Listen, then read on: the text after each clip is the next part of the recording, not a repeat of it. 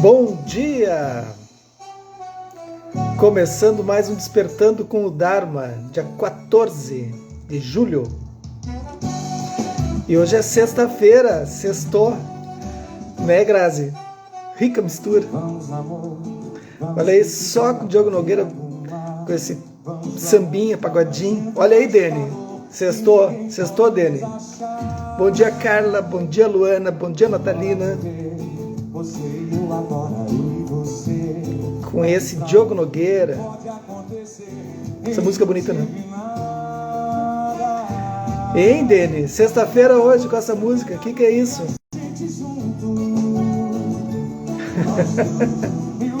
Bom dia, Paulinha. O Diogo Nogueira, eu não ouço muito ele. Bom dia, Mauro. Mas eu ouvia mais o pai dele, né? Que era mais samba raiz, assim. Mas ele é bacana também. Essa música é legal. Bom dia, nega. Nega, olha essa música aí. E Ana Tereza. Bom dia, meninas, meninos. Um pé na areia, caipirinha, água de coco. Olha aí, é isso aí. Nós estamos falando que nós estamos aqui no sul, né? Espetacular. Todo mundo chegando. Todo mundo já chegou. Como é que vocês estão? Tá com uma luz forte hoje aqui, tá estranho isso. Às vezes eu mexo nas luminárias. Vamos ver aí. Então é isso. Vamos tirar aí o namorado da bonitona aquela. E vamos pro nosso Dharma. Tudo bem? Não temos notícias da paróquia, mas vamos lá. Tua cara, né, nega? Esses dias eu vi a Luísa Posse, sabe aquela cantora? Ela é maravilhosa, né? Bom dia, Rosana. Bom dia, Ângela. E ela caminhando com uma garrafa de vinho, lembrei de ti, né? Ela queria ver quanto ela fazia por litro. Ela é muito engraçada. Se eu vou ver quanto eu faço por litro, ela caminhando com a garrafa de vinho, uma taça. Eu disse, olha, nega, eu ia te mandar isso aí, depois esqueci. Achei muito engraçado. Tem umas coisas muito engraçadas no Instagram, né? O que eu adoro olhar são os pandas, não sei se vocês olham. Eu me mijo rindo com os pandas. Cara, eles são muito engraçados. Então vamos lá. Buda Rebelde, na Rota da Liberdade, com Ponlop Rinpoche, pela editora Lúcida Letra, do Vitor Barreto. Bora, bom dia, Graça, estão todas aí, todos aí? Vamos lá, então, aquecendo a voz. Bom dia, Eliana, tudo bem? Então, vamos lá. Nós estamos aqui na página 58, Conhecendo Buda. Eu fui né, para ir para essas cidades que a gente visitou. A gente foi a Nova Venécia, no Espírito Santo. Então, eu saí de Vitória de carro e passava por Ibiraçu, né, no caminho. São 300 quilômetros até a Nova Venécia. E aí, então, Nova Venécia é o hospital que eu fui visitar. Depois eu atravessei e fui para Minas. Mas em Ibiraçu tem o Buda, né, o maior Buda do Ocidente. Vocês viram as fotos? Eu botei, acho que no Story. É algo surreal, assim, é muito lindo. O paisagismo que eles fizeram assim, nos pés do Buda, assim, muito bonito. E aí, uns 2 quilômetros dali tem o mosteiro. O mosteiro não fica muito perto, justamente para ficar mais afastado. Pô, o mosteiro da Vargem Grande, no alto do morro, a gente teve que subir. A gente alugou um carro potente, um SUV, né? Porque senão não sobe. E aí nós fomos até o mosteiro. Aí no mosteiro fizemos a visita com um monge guiando, uma monja guiando. Depois a gente fez uma prática com o abade. Uma prática de meditação no mosteiro Vargem Grande. Passamos um pedaço do dia lá, assim, só para fazer essas práticas. Isso no domingo, né? Na segunda eu estava trabalhando já. Mas foi muito legal. Olha, quem puder conhecer, quem é aí do Rio, aí, que é mais perto, aí, super vale a pena, porque é aberto, né? Tu tá na BR ali, tu passa e já tem aquela coisa linda, assim, que é essa escultura. Feito comercial. Há muito tempo, Buda afirmou que quando alguém, no futuro, encontrasse os seus ensinamentos, prestem atenção, gente, são vocês, isso, somos nós, ó. Seria o mesmo que encontrá-lo em pessoa. Bah. Bom dia, Silvia. Só essa frase a gente já ganha sexta-feira. Olha só, vou repetir novamente para vocês entenderem o que significa vocês estarem aqui agora no Dharma, numa sexta-feira, às 6:30 da manhã. Há muito tempo, o Buda afirmou que quando alguém no futuro encontrasse os seus ensinamentos, seria o mesmo que encontrá-lo em pessoa. Eu acho maravilhoso. Eu me sinto muito feliz, assim, realmente me traz uma alegria muito grande, assim, eu ter encontrado o budismo, sabe? Ter passado por ele desde criança, eu convivia com gente do budismo, aquela coisa, assim, sabe? Me impressionava, assim. E aí, de repente, né? Hoje, portanto, podemos conhecer o Buda por meio de professores, ensinamentos ou em nossa prática. Ou seja, através da Sangha, né? E através do Dharma. Dizer que queremos conhecer o Buda é o mesmo que dizer que queremos conhecer o estado desperto de nossa mente. Nesse sentido, não temos que mudar quem somos para conhecer o Buda. O propósito desse encontro não é tornarmos-nos estudiosos de uma cultura ou descobrir a sabedoria de outra pessoa. Não estamos praticando a cultura indiana para nos tornarmos indianos, ou praticando a cultura japonesa ou tibetana para nos tornarmos japoneses ou tibetanos. Nosso propósito é descobrir quem realmente somos e assim nos conectar com a nossa sabedoria. Entenderam? Não mudem quem vocês são. Bom dia, mãe. Tudo bem? Muito frio aí, Passo Fundo? Tá na cama ainda? Tá, né? Tem que estar muito cedo. Nem levanta, tá frio. Então é isso. Então a gente não precisa mudar quem nós somos.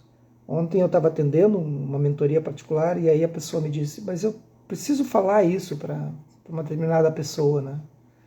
Eu disse, mas por que tu precisa falar? Né?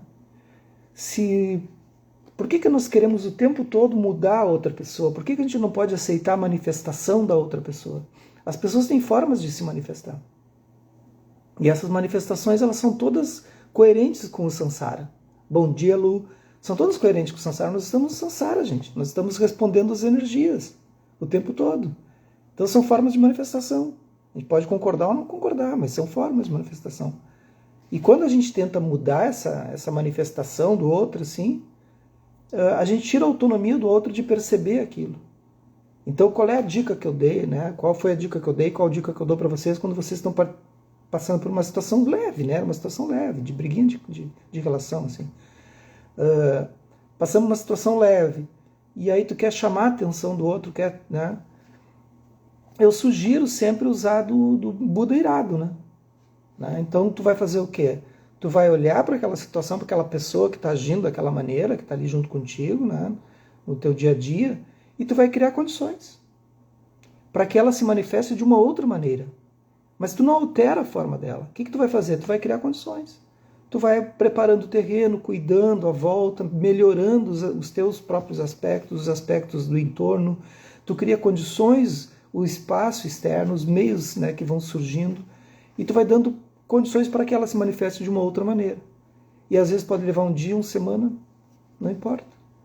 Então, o Buda irado, ele trabalha de uma forma compassiva também, e às vezes de uma forma irada. Então, quando a pessoa está agindo de uma forma e ela agir que vai prejudicá-la e prejudicar aos outros, aí tu tem que ser incisivo, né? Tem que dizer, não, agora é um basta, agora eu preciso que tu observe. Senão, seja compassivo, vai criando condições, cria uma atmosfera. Não é bacana assim? Deixar que a outra pessoa tenha autonomia em descobrir? A gente não precisa dizer tudo. A gente tem que deixar que as coisas andem. Faz sentido isso para vocês? Então é isso. A melhor forma de encontrar o Buda é convidá-lo à nossa casa. Quando estudamos ou praticamos os seus ensinamentos, Buda está presente. Para examinar nossa mente, não precisamos redecorar a casa como um mosteiro ou a residência de um vilarejo indiano. E hoje não precisamos mais de uma echarpe branca tradicional, né? Quando a gente encontra os lamas, né? A gente entrega a echarpe branca que eles entregam de volta, né? Como uma manifestação de respeito. Quando o encontramos pela primeira vez, é suficiente cumprimentá-lo como uma expressão asiática tradicional de respeito, uma reverência, curvando-se levemente o corpo, por exemplo, e depois basta oferecer um aperto de mãos. Tudo bem servir o tradicional chá ao nosso convidado, mas também podemos oferecer outra bebida. Uma Coca-Cola ou um leite do Starbucks.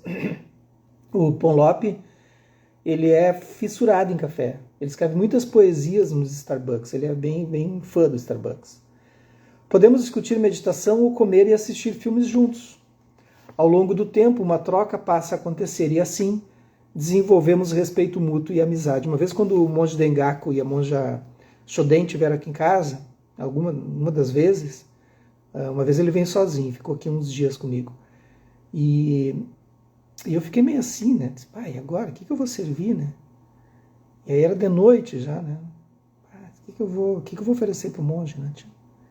E era a segunda vez que ele estava aqui, a gente tem uma amizade de amigos, assim, né? E agora, o que eu sirvi? Ele me olhou assim, tem uma cervejinha aí? Quebrou com a minha preocupação. Eu falei, putz, o que eu vou oferecer? Tem uma cervejinha aí? Tem uma cervejinha. Aí acabou. A gente fica criando, né, todo um rótulo, assim. Ele tem uma cervejinha. Descobriremos que, embora haja muito a aprender com esse professor realizado, e ele ali com manto, né, com todas as coisas, tomando long neck no bico ali, bem tranquilo. Diz, mas é bom, né? Dá uma relaxada. Dá uma relaxada. Tá vendo, Dani? A gente fica criando os rótulos e é a gente que cria, né? Porque pessoas como já muito avançadas nas práticas, não é uma cerveja que vai fazer mudança na sua consciência. Não altera nada. A pessoa continua lúcida. Não altera. Descobriremos que, embora haja muito a aprender com esse professor realizado, também temos algo a oferecer. Temos uma fartura de experiências e conhecimentos acumulados ao longo da vida para compartilhar. Não somos meros recipientes do relacionamento entre culturas, somos participantes de um diálogo que enriquece os dois mundos. Esse monge é dos meus, diz a nega. Tu conheceu ele, né, nega? Conheceu ele ao vivo. Figura, né? Querido pra caramba. Ele é a monja Shoden. Bom dia, Angelita. Faz tempo que eu não os encontro, tenho que ir lá visitá-los. Capítulo 5. Como proceder? Como é a jornada espiritual budista? Para alguém que decide seguir essa rota, como é que é? Como é que vocês imaginam? Como é que funciona? O que é fundamental nessa experiência? O que é feito? O que se confronta e como isso nos transforma? A jornada pode ser de várias maneiras. O caminho budista, como a vida, tem uma curva de aprendizado própria. Quando somos crianças, nossos pais cuidam de nós. É muito interessante a curva budista.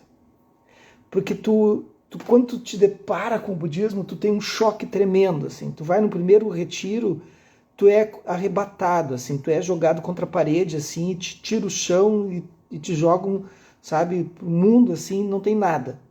É bem assim, como é que é o retiro? O retiro é assim. Então ninguém mais vai fazer retiro. Eu quero ir no retiro, Jéssica. Beleza. Eles vão te tirar o chão, vão te dar um pontapé, vão te jogar para fora. Tu vai cair sem nada, sem roupa, sem coisa nenhuma, e vai olhar para o mundo e vai dizer, e agora? É assim. Daí depois eles arrumam tudo de novo, assim. Mas o troço é louco. O troço é muito louco. Primeiro que eu fui, eu disse, nossa, e agora? Quanta coisa para olhar. Fiquei apavorado. Aí depois as coisas começam a tomar uma estrutura. Depois de alguns 5, 10 anos, assim. Aí depois toma uma estrutura. Aí depois tu volta para um lugar de tranquilidade. E percebe que não adianta espernear. Que tu tem que te acomodar, te tranquilizar e continuar na prática. Mas é assustador, assim. É um mundo maluco. O caminho budista, como a vida, tem uma curva de aprendizado própria. Quando somos crianças, nossos pais cuidam de nós. Mas quando seguimos nosso rumo, entramos em um mundo totalmente novo. Simultaneamente, aí está minha mãe aí para comprovar. Minha mãe me educou muito bem. Sou super bem educadinho, assim. Fez um bom trabalho. Né, mãe? Fez um guri, um rico de um guri. A mãe é orgulhosa de mim, ela não vai responder, então eu tô dele falar, né? Ela fez um rico de um guri. Eu sou o mais querido dos filhos, né, mãe? Diz aí. Certamente o mais querido. Não, sem dúvida, assim, ó, disparado. Simultaneamente surgem tantos desafios. Aprender uma profissão e gerenciar os relacionamentos, o tempo, o dinheiro e as coisas da casa, que eles podem parecer avassaladores a princípio. Não fazemos ideia se aguentaremos ou não e não sabemos se as coisas serão fáceis amanhã ou ano que vem. Na verdade, a gente não tem certeza de nada. Bom dia, Claudete. Não sabemos porque nunca passamos por isso. Nunca passamos por isso antes. E não temos nada dessa magnitude que possa ser comparado. Assim, no início, a ajuda e o encorajamento dos pais, de mentores e de amigos são algo importante, mesmo sabendo que precisamos aprender a lidar com essas coisas por conta própria. Não temos como evitar. Ou seja, e o mais mimadinho, mas com certeza, Ana Teresa, isso é sem dúvida. A Carolina diz, como tu é inacreditável como tu é mimado. Mas eu disse, mas vocês que me mimam. Eu sou muito mimado, é impressionante. Eu tenho que rir, porque... eu vou tentar não ser, mas eu não consigo. Vocês me mimam. Tá? A culpa é de vocês, tá, Ana Teresa? A culpa é de vocês. A minha filha sempre diz, eu digo para ela, mas tem muito mimadinha. Ela diz, a culpa é tua, pai. Então eu vou passar para vocês a bola. Vocês me mimam. Eu sou mimado por causa disso. Não temos como evitar. Então a gente tem um mestre, né? Agora, vocês deram mal me escolhendo como um professor, né? Um instrutor. Pô, se deram mal. Da mesma forma, na jornada espiritual, começamos sem entender muita coisa. É bem assim. Mas, ao seguirmos por ela, adquirimos conhecimento, competência e confiança, o que nos dá mais energia e gera interesse no assunto em questão. O Lama Padmasambhava, que está em retiro, inclusive agora é retiro de inverno, né? Ele sempre vai dizer, apenas sorria, né? Olha para isso, saiba que tu está no samsara e sorria. Sabe? E sorria. Não tem mais nada o que fazer. Nesse caso, eu gosto de uma frase muito bacana, assim, que eu aprendi, nem foi com o Lama, foi com uma outra pessoa do yoga. A pessoa costuma dizer, e o que vem daí? Né? Vamos ver o que vem daí. Né? O Lama vai dizer, sorria. Eu gosto dessa, vamos ver o que vem daí. Então acontece uma coisa boa pra gente, vamos ver o que vem daí. Acontece uma ruim, a gente deveria instalar esse app. Né? Acontece uma coisa ruim pra gente. Ao invés de a gente se apavorar no primeiro momento, a gente vai se apavorar, né? Mas se a gente instalasse esse app e dissesse, vamos ver o que vem daí. Né? Tu tá andando na estrada, o carro estraga, o carro para, vamos ver o que vem daí. A gente nunca sabe, gente. A gente nunca sabe que caminhos se formam, assim, sabe? Eu usei muito isso na viagem, porque é uma viagem bem exaustiva, assim, né? Muita correria, assim, para tudo que é lá. Então, cada vez tinha um perrengue, alguma coisa, um cansaço, um hotel, uma coisa. A gente perdia o GPS. Aí eu sempre pensava, o que vem daí, né? E aí, daqui a pouco aparecia uma paisagem nova, alguma coisa nova. É muito legal, assim. Gosto desse olhar. Nesse caso, o assunto em questão é a mente, e em particular a nossa mente. Há um aspecto tradicional de estudo, de lidar com professores, etc. Mas o aspecto mais crucial do caminho é aquele onde colocamos mãos à obra. É aquele onde trabalhamos diretamente com a mente e com nossas experiências. Quando começamos a estudar a mente, começamos a reconhecer de que maneira ela opera. Então, como a mente opera, é como a gente se manifesta no mundo. Né? A gente vai reconhecendo isso, a gente não tem surpresas. Né? Não dá para ter surpresas se tu tá conhecendo, se tu conhece a tua mente, tu não tem surpresa com a tua reação. E com os resultados também, né, gente? Descobrimos o princípio de causa e efeito. Olha aí. Causa e efeito. Para quem quer se aprofundar em causa e efeito, Salistamba Sutra. Sutra da haste do arroz. Maravilhoso, assim. Descobrimos o princípio da causa e efeito. Vemos que certas ações produzem sofrimento e que outras produzem felicidade. Realizada essa descoberta, compreendemos que ao trabalhar com as causas do sofrimento, podemos superar o próprio sofrimento. Então, ontem eu estava dando essa mentoria, daí a pessoa disse, eu fui promovido, um CEO, assim, né?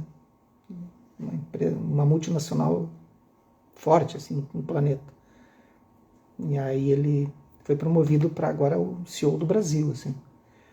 Aí eu disse, parabéns, agora virá o sofrimento. O budista não dá trégua, né? Ele, eu sabia, eu tava com medo de vir aqui, que sabia que ia me dizer isso. Eu disse, mas é óbvio, né? Agora tá naquela coisa, status, né? Salário maior. Eu disse, ótimo, agora vem o sofrimento. É assim, gente. É um combo, entende? Tudo é um combo. Não tem. É a gente que se ilude. Adoro tirar. A pessoa vem toda feliz. Tem uma coisa para te contar. Fui promovido. Sou novo. Eu disse, é mesmo? Como eu sou ruim. Também começamos a reconhecer nos conteúdos de nossa mente uma imagem mais nítida de nosso perfil psicológico. Ou seja, começamos a reconhecer os padrões de pensamentos e sentimento que se repetem sempre. Olha aí, gente, a gente fica olhando para os padrões. Se a gente não aprende, nossa, a gente vai fazer sempre os mesmos erros. Reconhecemos o quão previsíveis somos em nossos relacionamentos e interações com o mundo. Também reconhecemos o quanto são efêmeros os conteúdos da mente. Em um determinado ponto, começamos a ter lampejos do espaço total da mente, que são os insights, né? A consciência brilhante, que é a fonte de seus pensamentos e emoções fugazes. Então, a luminosidade da mente. A gente vai perceber de onde surge tudo isso. Quais são os gatilhos que nos promovem esse movimento. Esse é o nosso primeiro contato com a verdadeira natureza da mente. Verdadeira natureza da mente, Rigpa, né? É uma conquista no caminho de uma experiência da liberdade pessoal. Então, tu tem o primeiro contato com a liberdade da mente. E aquilo não se fecha mais. Quando tu tiver esse contato com essa mente luminosa, ela sempre vai aparecer para ti. Qual frase tu acha sensacional, Ana Teresa Barreto? Os estudos iniciais são importantes, porque revelam o território a ser percorrido, exatamente como um mapa. O mapa mostra onde estão as estradas, as encruzilhadas, os retornos e os becos sem saídas. Mostra onde estão as montanhas e os vales, as cidades e os espaços vazios. Podemos ver onde estamos e para onde estamos indo. Assim podemos começar a nos preparar para cada etapa de sua viagem. O que vem daí, diz a Ana Teresa. Ótimo, é essa frase mesmo. Eu acho sensacional. Eu realmente uso ela bastante. Mentalmente, né? O que vem daí? Porque quando eu digo essa frase, a minha mente para. Ela colapsa. Porque surge um problema. E ao invés de eu... vai dar merda, né? Aí o que vem daí? Aí minha mente, ela para. Experimentem isso, ver se funciona para vocês. Para mim tem funcionado muito bem. Depois eu surto. Mas é só uma surtadinha. Acabou de escrever para pôr na geladeira. Isso, e anota embaixo assim, Kyoshin. Roubando a frase dos outros. O que temos até o fim deste livro é uma descrição da jornada do ponto de vista da experiência. É uma orientação para chegarmos ao mapa do Buda, mas eu realmente uso, eu acho ela sensacional. Estou brincando porque é sexta-feira, né, gente? Vamos brincar. Mas ela me abre a mente, assim, eu fico... Porque no primeiro que a gente não tem todas as... A gente não tem todas as informações. Ontem eu falava isso para essa pessoa. Tu tem que lidar com o princípio da incerteza. Então existem, inclusive, cálculos para isso, né? Para o princípio da incerteza, né? Então tu vai olhar para o princípio da incerteza, tu não tem todos os cálculos para essas probabilidades, né? Tu tá olhando com uma lente apenas. Não importa se tu é o CEO agora, mas é uma lente ainda. Continua sendo só uma lente. Há sempre que olhar para o princípio da incerteza. O princípio da incerteza é que vai nos revelar a nossa própria mente, a natureza da nossa mente. Quando eu estou aberto e entendo isso, eu percebo a vacuidade. Eu percebo a originação dependente. Eu percebo o Rigpa. Eu percebo tudo isso. Sei que isso pode ir longe para vocês, mas é bom que você saiba que tem algo mais lá na frente para estudar ainda. Ou para ver. Vamos terminar esse parágrafo. Sabemos que o nosso destino final é a liberdade. E que a forma de compreender tanto a liberdade quanto a sua ausência é o trabalho com a nossa mente. De início, há determinadas lições a serem aprendidas e certas realidades a serem encaradas. São apenas alguns momentos de reconhecimento da condição humana. Mesmo assim, se os levarmos a sério, eles serão transformadores. O fundamental desses momentos é o reconhecimento de nossa solidão e do nosso sofrimento. E a percepção de que o poder de transformar nossas vidas sempre esteve em nossas mãos. Assim, o caminho começa com a reflexão e com o desenvolvimento da motivação. Gente, sem motivação, nada acontece. Seguindo, então, para o aprendizado dos métodos específicos para trabalharmos com a nossa mente. Então, a gente tem uma reflexão, começa com uma motivação, na verdade, né? Aí a motivação é por que eu quero fazer isso, né? Motivação é isso, por que eu quero fazer isso? Por que eu acordo de manhã para ouvir o Dharma? Por que eu pratico meditação? Por que eu faço uma academia? O que eu quero com isso? Qual é o meu objetivo com isso? É a motivação. Daí tu vai criar uma motivação interna, né? Vai fazer com que acenda um lung, assim, uma energia, né? Um dos elementos. Tu acende esse lung. E quando tu acende isso, tu precisa de uma intenção. A intenção é manter a disciplina, a intenção é manter uma certa regra para aquilo, né? Então tu vai ter que ter sempre intenção e motivação juntos, caminhando juntos, assim. Senão não funciona. Então, cada momento tu tem que rever a tua motivação. Por que eu faço isso? Só que tem uma questão. A motivação tem que ser correta. Correta é quando? Uma motivação que não vai prejudicar a si e aos outros. Uma motivação genuína. Se a motivação for incorreta, atualmente ela não vai funcionar. Não vai funcionar. Tem que ser sempre uma motivação correta. Tem que ser algo que somente tu sabes, né? Então, é isso. Tá bem? Vamos para uma prática? Olha, entrou a Vera Gutierrez. A Vera tá de aniversário amanhã, que eu tô sabendo. Então, como amanhã não tem Dharma, parabéns para a Vera, né? Aí, ó, participando do Dharma, em seguida ela entra. Então, Vera, parabéns para ti, né? Amanhã é teu dia de nível, tô sabendo, tô ligado, tá bem? Então, parabéns no Dharma aí para ti. Se coloque numa postura adequada para hoje.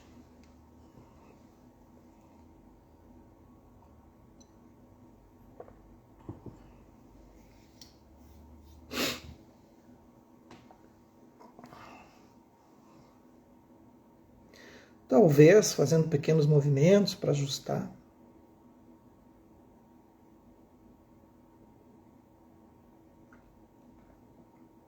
Para quem está sentado, alongando o pescoço. As orelhas no nível dos ombros, cabeça levemente inclinada, os olhos semiabertos ou fechados, como preferirem.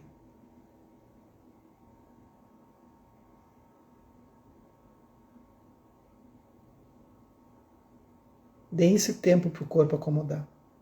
Deixe que o corpo mesmo escolha essa postura. Uma postura íntegra.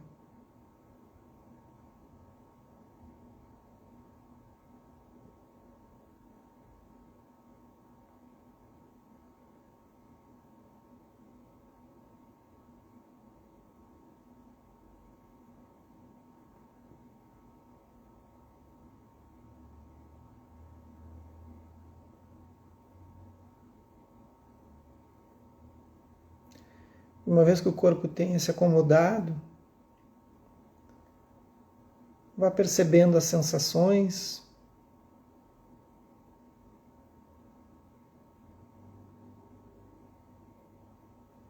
o próprio ato de estar respirando.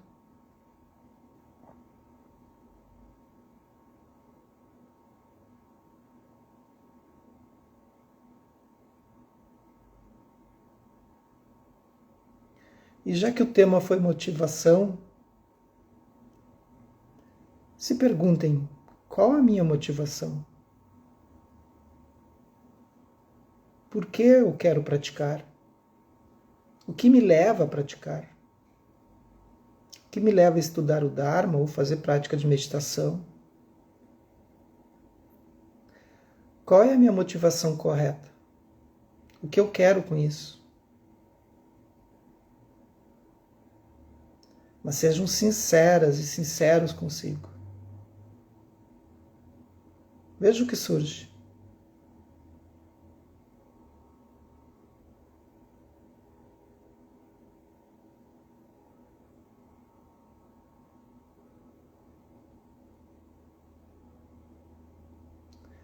Uma vez que tenha sido estabelecida essa automotivação, que é única e intransferível de cada um,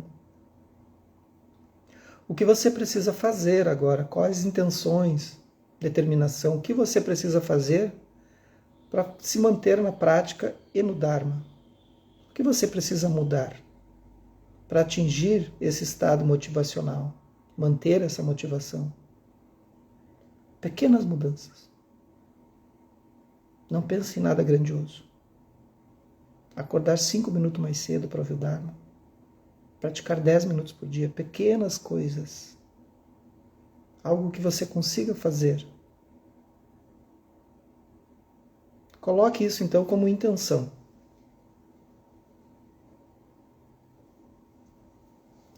Vejam, a palavra é intenção, não obrigação. No budismo a gente não obriga nada. Todo mundo é uma manifestação. Livre, espontânea. Coloquem como uma intenção.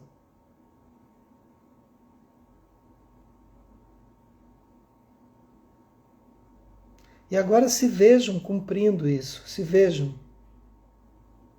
fazendo.